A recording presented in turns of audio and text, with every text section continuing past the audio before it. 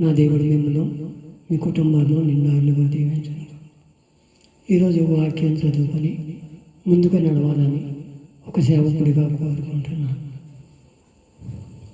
అందరూ కూడా పగల ఎండ దెబ్బలను రాత్రి వెన్నెల దెబ్బలను తగలక ఆయన సురక్షితమైన రెక్కల కింద భద్రపరిచి సజీవులుగా నిలబెట్టినందుకు మనం దేవుని మాటలు కొన్ని పలకాలని ఆలోచన. దేవుని సన్నిధిలో ఎంతసేపు కనిపెట్టామని మన పరిస్థితి ఎలా ఉందో దేవుని సన్నిధికి వెళితే మార్పు కలిగిందా లేదా అని తెలుసుకొని ముందుకు నడవాలని కోరుకోను. యెషయా గ్రంథము 32:12 చదువు. అందరూ కూడా బైబిల్ ఉంటే తీసి చదవండి, చదవటానికి ఇష్టపడండి, ఈనుటకు ఇష్టపడండి. ఈనుట వల్ల విశ్వాసం కలుగును, చదువుట వల్ల జ్ఞానం కలుగును. యెషయా గ్రంథము 32:12. రమ్యమైన పొలములో విషయమై ఫలపరితమైన ద్రాక్షావల్లుల విషయమై వారు రొమ్ముగొట్టుకొందరు అంటున్నాడు. ఫలపరితమైన పంటలు అంటాడు. దేవుని భూమిని నిందించి దాన్ని సాగు చేసి బీడు భూములు దున్నండి అంటున్నాడు. బీడు భూములు అంటే మన హృదయం అనే బీడు భూమి. ఆ భూమిని సదరం చేసి మంచి విత్తనాలు వేయాలి. ద్రాక్షావల్లులు పడుతాయి అంట. ఫలభరితమైన ద్రాక్షావల్లులు వారు రొమ్ము కొట్టుకుందరంటున్నాడు. 13వ వచనం కూడా నేను చదువుతున్నాను. ఆనందపురములో ఆనంద గృహాలన్నిటిలో ముళ్ళ తప్పలు, బల్లు రకాసు చెట్లు, పెరుగులు పైనుండి మన మీద ఆత్మ కుమ్మరించబడేవారు. ఆయన ఆత్మ కుమ్మరించబడుతుందండి. విషయ వేదనకరంగా రాశాడు.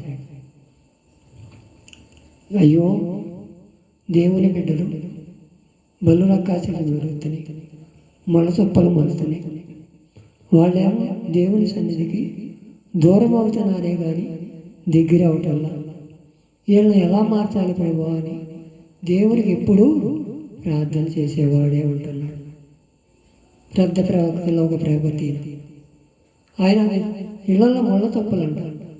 ఒక సెల్ ఫోన్ అనే ముళ్ళ తప్ప, వ్యభిచారం అనే ముళ్ళ తప్ప, ఇలా చెప్పుకుంటూ పోతే తాగుడు, జోదం, డ్రగ్స్, ఇలా అన్నీ ముళ్ళ తప్పులే. ఆ ముళ్ళ తప్పులు తప్పుకొని తిరుగుతున్నాము, వాటి మీదే నడుస్తున్నాము. ఒక్కసారి మన హృదయాలు మనమే పరిచయం.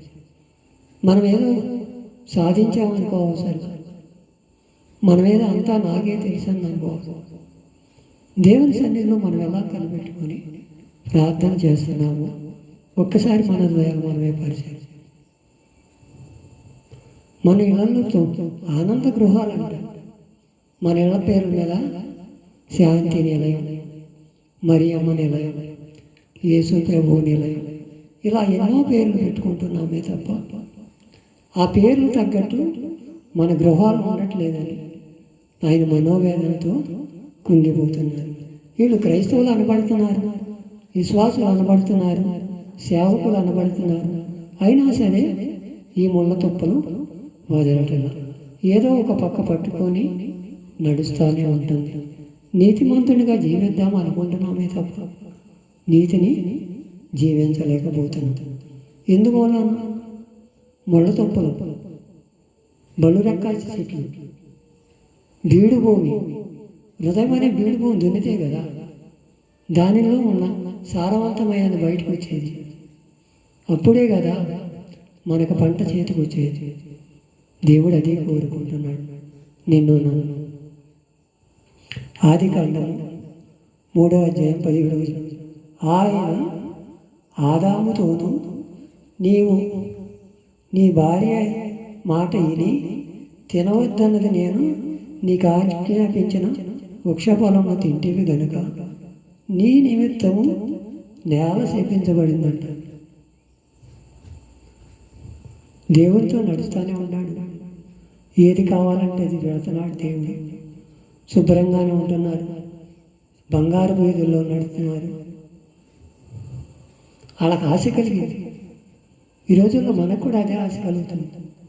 వాళ్ళు అది సంపాదించేశారు, ఇది సంపాదించేశారు, నన్నేంటి ప్రభు ఇట్లాగే ఉంచావు అనే ఆలోచనలోనే ఉండిపోతుంది. భార్య చేసేది. భార్య మాటిని ఆదాము తినద్దని పండు తినేశాడు. ముందర ఆదాము తింది. ఒక గంట 2 గంటల దాకా చచ్చిపోద్దు అనే ఆలోచనలో ఉన్నాడే. అప్పటి వరకు తినల, ఇంకా శుభ్రంగానే ఉంది. నేను తింటే ఏమైంది అని తినేసాడు. తినేసిన కాడి నుంచి వాళ్ళకి వస్త్రాలు లేవని అర్థమైపోయింది. అప్పుడు వెళ్ళి ఆకులు కట్టుకొని ఆదామా ఎక్కడా అంటే పొదల చాట దాక్కొని దేవునికి దూరం అయిపోయారు. మన పరిస్థితి కూడా అలా ఉంటుంది. ఒకసారి నీ జీవితం నా జీవితం మార్చబడకపోవడానికి కారణాలు అయ్యి దేవుని మాటేను, సాతాను మాట. ఈ బండి నీకు బాగుంది, ఈ కారు నీకు బాగుంది, నీకైతేనా అనే ఆలోచనలో నిండిపోతున్నామే. కానీ అది మనకు అవసరమా లేదా, దాన్ని మనం కట్టగలమా లేదా అనే ఆలోచనలో మనం ఉంటున్నాం. దేవుడికి మనం ఇష్టలుగా బతకాలంటే ఉన్నదానిలోనే సంతృప్తి పడటం నేర్చుకోవాలి. అదే దేవునికి రమ్యమైన పొలం, ఆనందమైన గృహాలు. అప్పుడే మనం జీవితాలు మార్చుకోగలం. మనమందరం కూడా దేవుని సన్నిధిలో భయభక్తులు కూడుకొని ఆదాము చేసిన తప్పు ఇప్పుడు వరకు మనం వెంటాడుతానే, నేల చేపించబడతానే, దున్నలేదు కదా, బీడు భూమిగా మారింది కదా, దాన్ని ఎవరూ సరిచేయలేరు కదా. అందువలనే దేవుడు మనల్ని చెపితమైన దేశానికి రప్పించాడు. మనమందరం కూడా ఏక మనసు ఏకాత్మతో ప్రార్థన చేసేవారు ఉందాం. ఇట్టి మాటలు దేవుడి వెనుకడలో దీవించును గాక. ఆమేన్.